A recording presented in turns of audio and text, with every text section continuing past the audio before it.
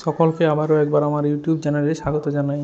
আজকে আমরা ষষ্ঠ শ্রেণীর লসাগু ও গসাগু সম্পর্কিত অঙ্কগুলো করছিলাম। প্রথম ক্লাসের পর দ্বিতীয় ক্লাসে বাকি অঙ্কগুলো করে দিচ্ছি। 16 অঙ্কটায় আমরা করতেছি কি 20, 28, 32, 35 লসাগু বের করলাম। লসাগু বেরিয়েছে 1120।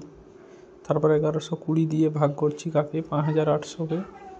দেখলাম যে এটা হচ্ছে 17 অঙ্কটায় কী দেখছি, 2300 থেকে ভাগশেষ 32, 2268, 3500 ভাগশেষ কত 56, 3444।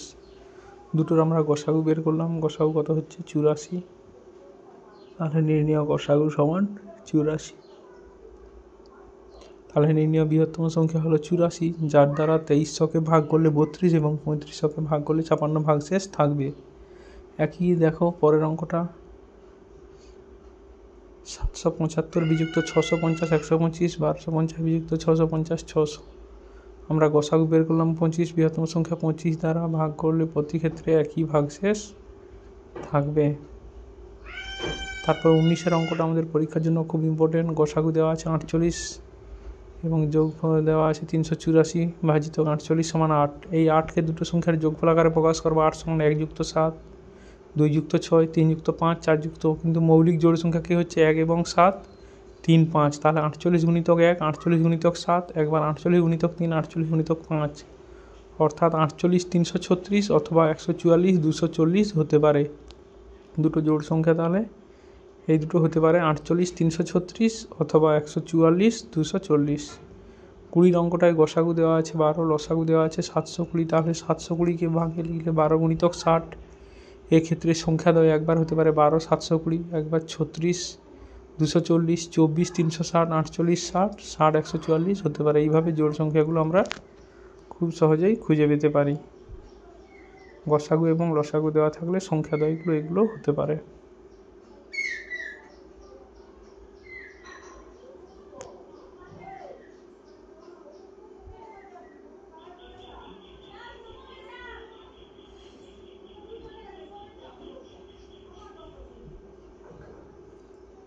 তারপরে 21 অঙ্কটা দেখো, আমরা কি বের করেছি, লসাগু বের করেছি। লসাগু কত বেরিয়েছে না 1001। 7, 11, 13 লসাগু মানে সংখ্যা তিনটির গড় এসেছে। তাহলে নির্ণীয় সংখ্যাটি সমান 1001 যুক্ত 4000 সমান 5001 থেকে 4000 বিয়োগ করলে বিয়োগফল সর্বদা কত 7, 11, 13 দ্বারা বিভাজ্য হবে। এক্ষেত্রে সংখ্যাটি তাহলে কত হচ্ছে 5001। এই 5001 থেকে যদি 4000 বিয়োগ করি বিয়োগফল বিভাজ্য হবে। 22 অঙ্কটা 16 গুণিতক 4, 16 গুণিতক 5, 16 গুণিতক 6। 50 এবং 100-এর মধ্যে দুজোড়া সংখ্যা বলছে যাদের গসাগু হবে 16। তাহলে একবার 64, একবার 80 লিখতে পারি, একবার 80 এবং 96 লিখতে পারি। যেই সংখ্যাগুলো যাদের গসাগু কত হবে না 16, জোড়ায় জোড়ায় চেয়েছে, তাই জন্য আমরা লিখলাম 64, 80, 80, 96।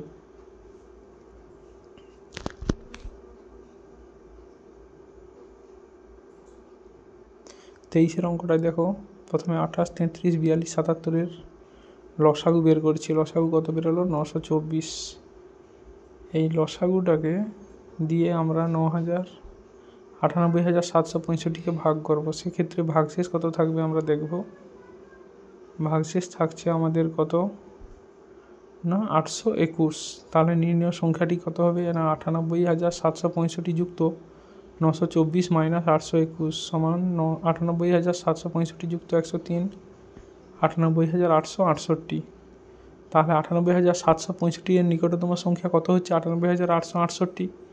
এই সংখ্যাটি 28, 33, 42 ও 77 দ্বারা বিভাজ্য।